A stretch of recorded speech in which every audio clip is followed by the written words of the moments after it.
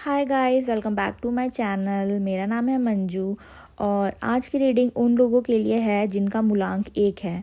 तो जो भी महीने की 1 तारीख, 10 तारीख, 19 तारीख या 28 तारीख को पैदा हुआ है, ये रीडिंग उन्हीं के लिए है।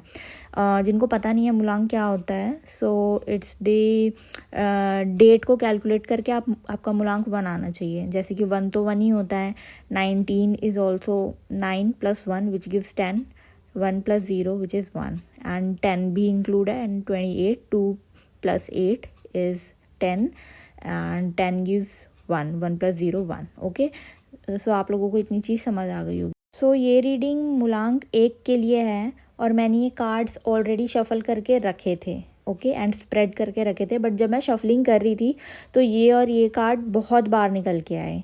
सो मैं रिपीट पे कर रही थी कि ना आए ना आए, बट मैंने 3-4 बार शफल करे एंड यही कार्ड बार बार उड़ के आए हैं।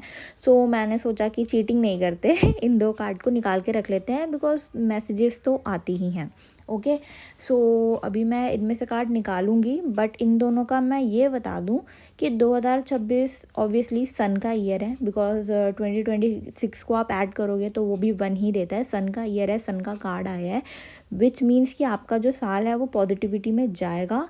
लेकिन मुझे लग रहा है 2025 में आप लोगों के साथ बहुत ही इमोशनल टर्मोइल वाली चीज़ें चल रही है जो आपसे बर्दाश्त नहीं हो रही है, और शायद वो अभी कंटिन्यू होगा 2026 में, ऐसा दिख रहा है कुछ महीने।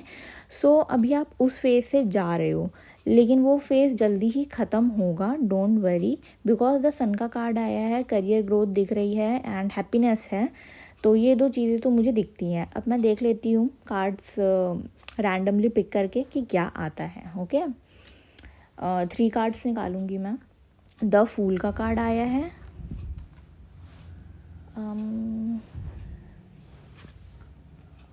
Oh my God king of pentacles का कार्ड आया है।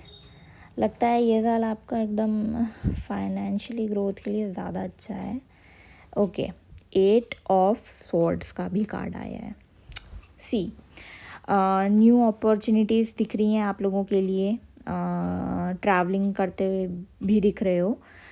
यहाँ पे भी देखो, इस कार्ड में भी सन दिख रहा है, न्यू बिगनिंग है, अच्छी चीज़ें हैं द फूल का कार्ड। बट आप ये देख रहे हो कि ये एज पर खड़ा है।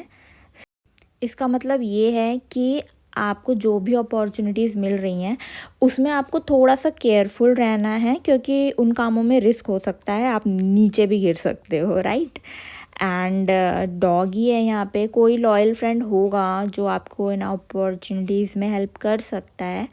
एंड मुझे ऐसा लगता है कि 3-4 मंथ्स आपके थोड़े से इमोशनल टर्मोइल में जा सकते हैं, up down up down up down, लेकिन सडनली आपकी लाइफ में चेंजेस आने स्टार्ट हो जाएंगे। फाइनेंशियली ये ईयर आप लोगों के लिए बहुत अच्छा है। किंग ऑफ पेंटिकल्स का कार्ड आया है, अथॉरिटी लेते हुए दिख रहे हो। एंड ट्राई ये करना कि ऐसा होता है ना, जब किसी की लाइफ में ग्रोथ आने लग जाती है, सो घमंड आने लग जाता है इंसान को, ठीक है। सो उस चीज़ पे आपको थोड़ा सा कंट्रोल रखना है। अपार्ट फ्रॉम दैट, आप ये कार्ड इसलिए आया है ना, क्योंकि आप करंट जो सिचुएशन में हो ना, ये 2 चीज़ें ना आपकी लाइफ में तब आएगी जब आप इस सिचुएशन से निकलोगे। आपकी लाइफ में भी ऐसी चीज़ें चल रही हैं। 9 ऑफ स्वॉर्ड्स का कार्ड था जो बार बार आ रहा था। आप इस सिचुएशन में हो ना, सो आप बहुत ज़्यादा टायर्ड फील करने लग जाओगे और आपको ऐसा लगेगा कि यार मेरे साथ ही ऐसा होता है, क्यों होता है, ये होता है। इन चीज़ों को सोचने के बजाय आप न्यू अपॉर्चुनिटीज़ पर ध्यान दोगे ना, तो आप ज़्यादा ग्रोथ करोगे। सो ये कार्ड इसलिए आया है कि आपको ना इन एनर्जी से निकलना है, खुद को बांध के नहीं रखना है, राइट। न्यू अपॉर्चुनिटीज़ आएगी, उसको ग्रैब करना ही है। ये नहीं सोचना कि कल ठीक होगा, परसों ठीक होगा। देखो, अप डाउन्स तो आते ही रहते हैं, बट आपको ग्रैब करनी है अपॉर्चुनिटी, तभी आप इन एनर्जीज़ में आ पाओगे। बहुत लो फेस आ सकता है, बट आपको पॉजिटिव रहना है।